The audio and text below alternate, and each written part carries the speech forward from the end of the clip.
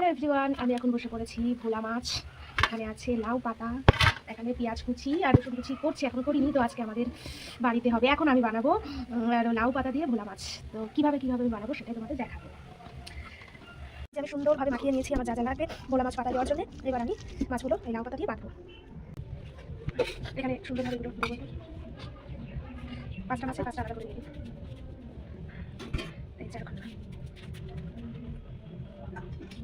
এই পাতাটা আমি বড়োর জন্য একটা পাতাতেই হয়ে গেল। এই যে দুটো মাছ পাতা আমার কাটা রেডি হয়ে গেছে, এবার এগুলোকে ভাজবো। এরপর আমি একটু জল দিয়ে এবার এটাকে দিয়ে দেবো। এই যে আমার রেডি মাছ পাতায় নামিয়ে ফেলবো। ব্যাস, যে আমি নিয়ে নিয়েছি আমার পাতার মাছ, এখন এটা আমি খাবো। গন্ধে আমার যে কি ভালো লাগছে, আমি মনে হচ্ছে কখন মুখে দেবো, কখন একটু খাবো, জিভে জল চলে এসছে। এই যে শুধুটা দেখবো কেমন লাগে, একটু মশলা, সাথে একটু মাছ, আর সাথে অবশ্যই একটু পাতা। এই পাতাটাই বেশি টেস্ট, লাউ পাতা। এইভাবে নিয়ে দারুণ দারুণ ঝাল ঝাল হয়েছে সেটা।